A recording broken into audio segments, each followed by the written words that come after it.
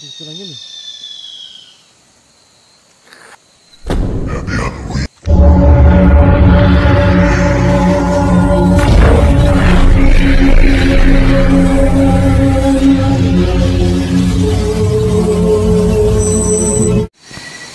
Saan kaya pupunta yun?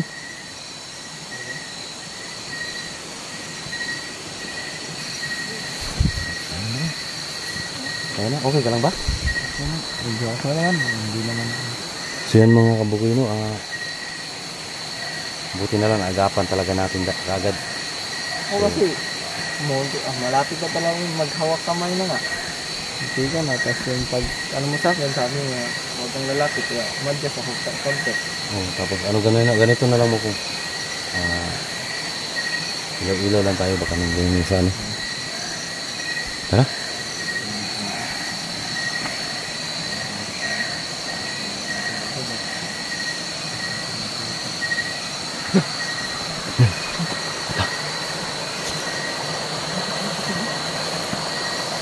Ganyan ito.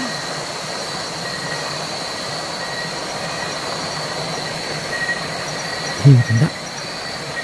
Amat ka. Ganyan.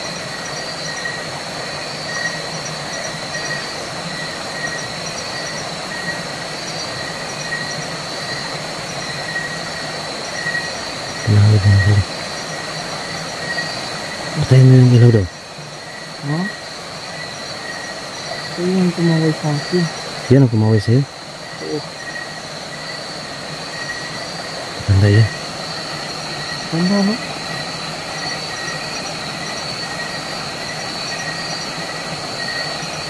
Umiinit yung ilaw yun. Bagong. Ha? Umiinit yung ilaw yun. Saan mo talaga nyo? Ayun mga kaboy. Umiinit yung ilaw yun mga kaboy. Kung baka mawala yun. Balas na lang natin. Baka may gagawin yun. Balas na natin mga kaboy.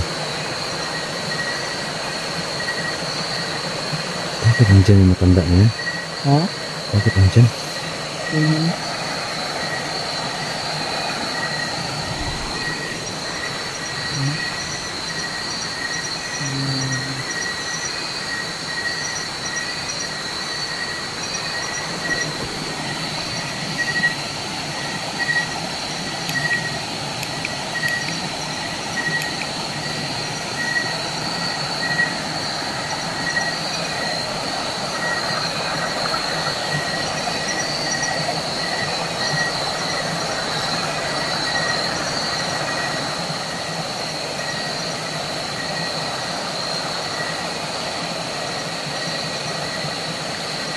Andun sa ako. Tara.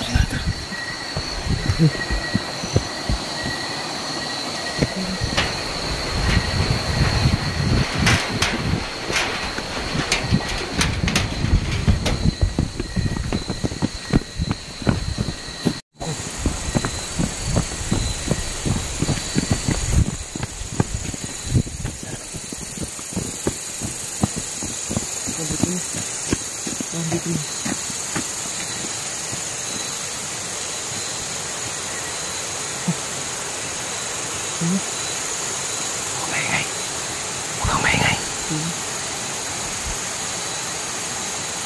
Bakit? Ayan mo ko. Yan ang original. Yan ang sinasabi ko. Nawala na yung babae, no? Ito yun. Ala, yan. Yung mata niya. Mata niya.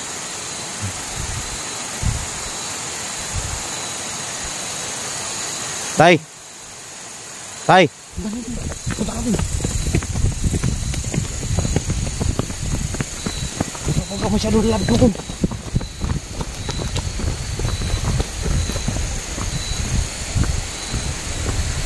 Sana.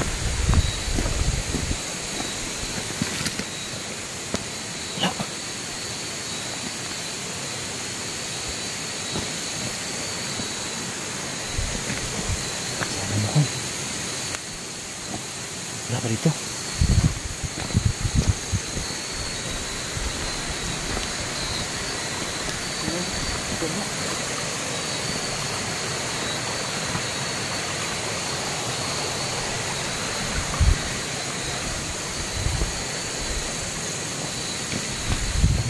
Ingat kamu ko nga.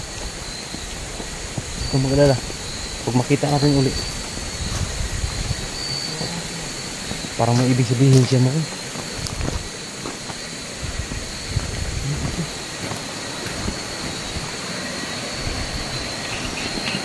Tay? Tay?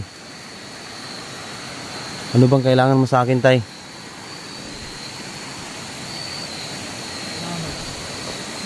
Ano to? Parang may ansya mo ko. Parang mayroon siyang ipapaano sa akin. Parang mayroon siyang ibig sabihin ba? Hindi ko lang talaga alam. Pero kung sadya niya talagang patayin tayo at ginamitan tayo ng mahika, sigurado tudas na tayo. Pero hindi niya ginamit. Parang nagpaparamdam lang sa akin ba? Paparamdam mo. Oo. Ano kaya ibig sabihin niya? Kilala din ito makita. Nagtaka ako mo kung bakit ikaw palagi ang pinapakita niya. Bakit hindi ko makita siya? Bakit ikaw palagi ang kanyang ano, yung kada tingin mo makikita mo siya. Sa akin hindi ko agad makita. Papansin ko din yun. Kala ko nakikita mo din pag ano. Eh, ikaw mauna magkita eh. Okay. Sana kaya yun.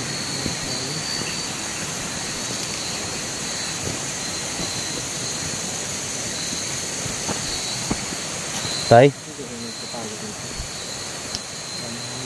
Anong ibig sabihin mo, Tay? Naghahanap ka ba talaga ng away, Tay?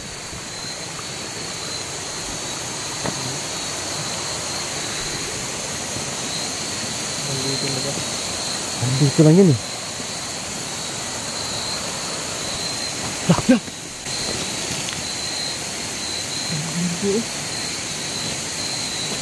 Yak! Ilang na!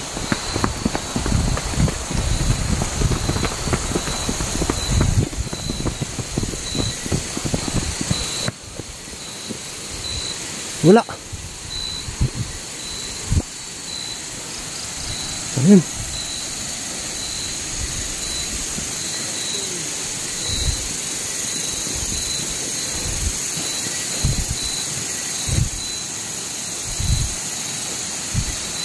Ayun, bukong. Ayun.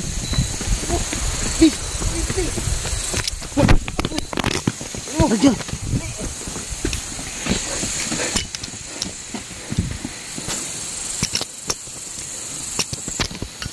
Kaya, nalagay yung silipin ko.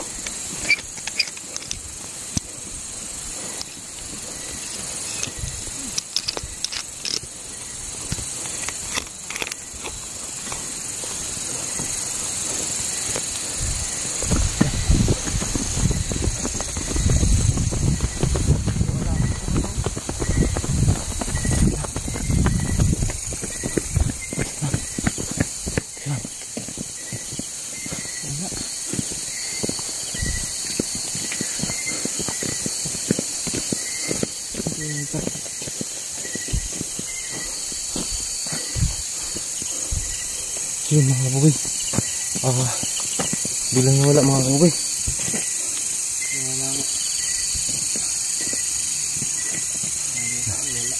Wala na talaga yun.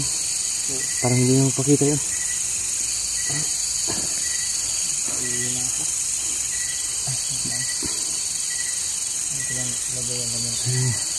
Ganito na mga kabugoy.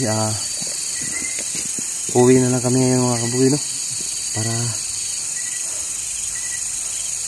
makapag plano kami ni Mukong kung anong dapat gawin, at isasabi ko rin sa kanya kung ano talaga yung talagang kasarian yung matanda na yun. So ngayon mga kabugoy, napakita na sa atin uli. Tama pala yung hinahinala natin na na yung uwak ang gumagabay. Uwak ang gabay niya mga kabugoy. Kaya palagi siyang nakabuntot sa atin. So yun mo kung ano na talaga. Yun ang tandaan mo talaga ha. Nakita mo na yun. Huwag mo talagang kalimutan ang anyo. Matanda na yun. At saka kahit kung mag-explore man tayo, kung mayroon mang magtatawag sa'yo na palapitin ka, wag ka talagang lalapit. Kasi parang ikaw ang gagamitin eh. Ikaw ang gagamitin para makuha ko eh. Kasi kanina ilang bisis tayo sinusundan natin. Pero ikaw palagi ang pinapakita, di ba? So ayan mga kabugoy, nagtaka ako. Bakit hindi siya magpakita sa akin? Si Mokong talaga ang pinakaunang makakita sa kanya. So, ayan na lang mga kabugoy, ganito ang gawin namin. Uwi muna kami, baka mapaano si Mokong. Kasi para ang target ng matanda na yun si Mokong eh. So, uwi muna kami mga kabugoy, magplano, mag-usap kami kung anong dapat gawin para hindi siya mapahamak. Kasi dalawa lang kami mga kabugoy no. So ayan magpapaalam na po Bugoy Gus TV at si Mokong. Magandang gabi at ingat po palagi sa inyong tahanan.